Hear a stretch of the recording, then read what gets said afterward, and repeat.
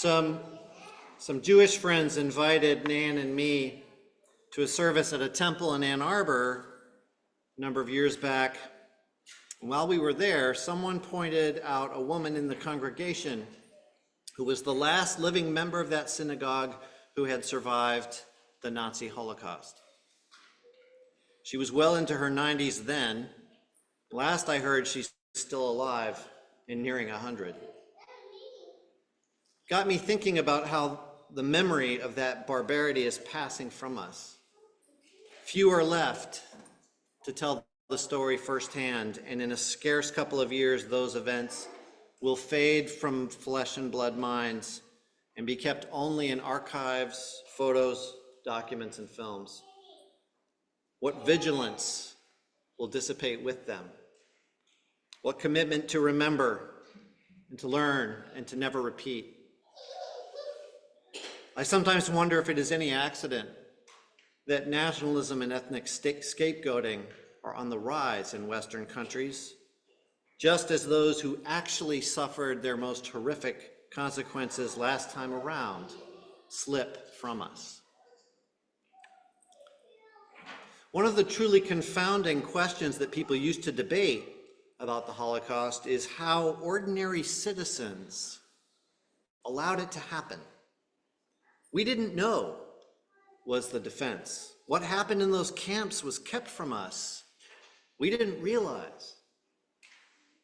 And on the other side came the rejoinder, really?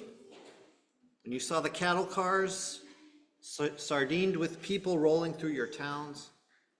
When buildings in your cities emptied out and no one bothered to ask where their residents had gone before moving in? When the wind spread the stench of burning bodies across the countryside, were you really not aware? Did you really not know? We human beings are very good at convincing ourselves of what we'd rather believe anyway. We're good at substituting the voices that minimize and justify and rationalize for the ones that speak the difficult truth to us. We're good at tucking trauma away in our hearts and pretending we didn't see.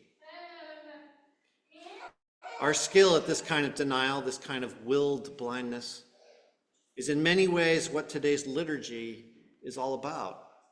We begin with the crowd giving Jesus a triumphal procession into Jerusalem, spreading cloaks and palms, just as the Hebrew Bible prescribes, for the coronation of Israel's king. By the end, we fall silent as the crowd calls for Jesus' torture and execution. If these two crowds are substantively different from one another, Mark and John make no mention of it. Neither is it an accident that in this liturgy we, you and I, are among the crowd at both ends of the drama. In many ways, the story of Jesus in Jerusalem is the story of mob mentality and the hold it can take on us. In today's service, I think our tradition is trying to make us face this fact about ourselves, that we have this capacity to turn on a dime against our own noble stances, that all it takes is some authority figures stirring up the crowd for us to abandon our principles and swallow their version of things, that it is entirely possible for us to worship Jesus on Sunday and be complicit in beating him down Monday through Saturday. And so it is that before we know it, we find ourselves standing by as the crowd shifts from shouting Hosanna to crucify him. Are we really not aware what we are doing? Do we really not know? And how much more true is this dynamic today in our age of fractured news media and micro-targeted messaging and propaganda masquerading as fact? If any information we don't like is fake news and anyone we disagree with is lying, then what differentiates us from the German population that didn't see and didn't know in the 30s and 40s. But if we're brave enough to take this message of Palm Sunday seriously, then we must entertain the obvious and searching question that it asks each of us.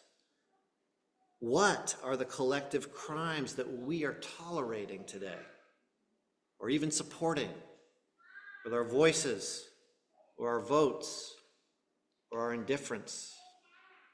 Where in our lives have we accepted falsehoods that fit our beliefs and written off truths as biased? And maybe most importantly, who is suffering as a result? How might our prejudices actually be targeting Jesus?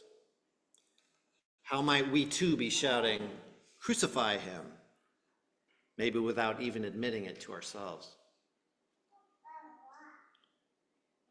The answers to these questions will differ from one to another of us. Confronting them is not easy for anyone who is doing it sincerely.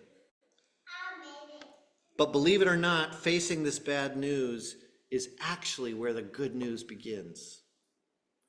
Just as living through the trauma of Good Friday awakens us to experience the joy of Easter. See, Palm Sunday asks these questions of us not to condemn us, but so we might be saved through them.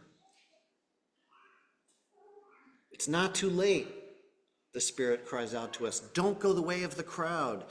Don't succumb to willed ignorance. Don't put yourself in the position of having to answer when future generations ask the question of you, were you there when they crucified my Lord? And were you really not aware? And did you really not know? Amen.